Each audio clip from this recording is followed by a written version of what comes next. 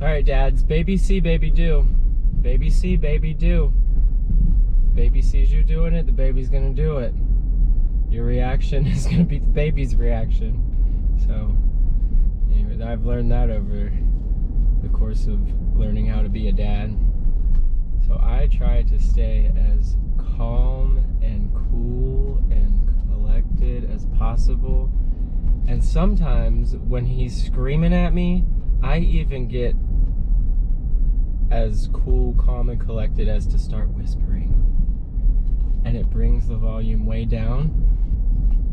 Sometimes not right away. Sometimes I have to point it out to him.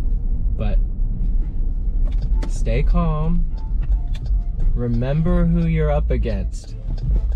A child. Okay? It's gonna be okay. And you know what? Whatever it is that you... What I have found out is whenever I'm getting really upset with Silas over something, it's usually because we're getting off of the schedule I want it to be on, or I'm looking at it as something that something he's doing is preventing me from doing what I want to do. And in all actuality, that is never true. You can be late. It's okay. It's not that big of a deal. Your job in those moments is to figure out why your kid is actually freaking out, because it's not usually what they say it's about. And especially if you're in a co-parenting situation, what I noticed is a lot of times the day before trade-off day is rocky, and the first day I have him back can be rocky sometimes. And what he's really upset about is not what he's telling me he's upset about. What he's upset about is he misses mama. He doesn't understand those feelings. He understands them a little better now, but he misses his mama. And that's why he's got all these emotions that come out. So if you're going through a co-parenting situation and you are noticing the same things, maybe just take a step back and remember that your kid's feeling a lot of emotions, and a lot of them they don't know. They don't know what it is. I figured this out straight up because I don't hold much back from Silas. I just asked him. I said, he was kind of at the end of a fit on one of those days, and I just remember saying, are you just missing mama really bad? And he finally said, he cried with me, and he said, yeah, I miss my mama. And I think that was probably around the same time frame that we decided that FaceTime calls were necessary sometimes. So sometimes they're not good though. Sometimes you have to read your kid a little bit. Sometimes you have to be like, no, now's not a good time, because as soon as they get off the phone with their mama, it's gonna be a huge ordeal. So you just gotta play that by ear. Use your discernment. I usually suggest, sometimes I know he's missing his mama, and I'll suggest it to him during a time when there's something exciting to talk about. Like if we've just come back from doing something fun, I'll say, hey, do you want to call your mama and tell her about this? And that keeps it a little more light. And it's not about it, because if you wait until they're at the point where they're really missing their other parent and they're like upset about it, then that's all they're focused on the whole time they're on the phone, and that doesn't make for a very good call. And then it's hard to transition off of the call. So that's my tips. Just kind of got to step into their shoes a little bit.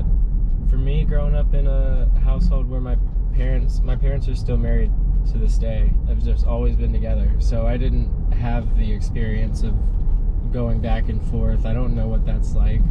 So I kind of had to, I've talked to a few people who were in that situation, you talk to your friends who grew up like that.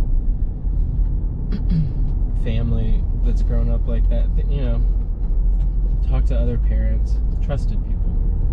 But that's my experience. The calmer you stay, the calmer things will be. Baby see, baby do.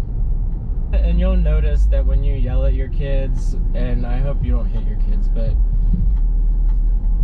if you yell at your kid where you really have a freak out, you really have a moment, you'll feel really guilty and bad and awful afterwards. You're supposed to. And in those moments, you're supposed to think about that and then go back to your kid and apologize and talk about the moment and that you got frustrated and upset and this is why. And don't be accusatory, but just say, hey, it's when you're yelling at me, it makes it hard to not get upset. Eventually they understand this stuff. Like, I won't yell at you, you try not to yell at me, let's move forward like that.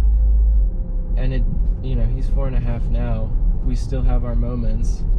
But afterwards, when we apologize to each other and talk about it and all of that, it's really sweet, and he gives me a hug and he says, I'm so sorry, and it builds trust, especially when you can put it all aside and recognize when you've gone a little bit overboard with your reaction or with your punishment or whatever it is, and you can actually say, hey, that wasn't fair, I'm sorry that I reacted that way.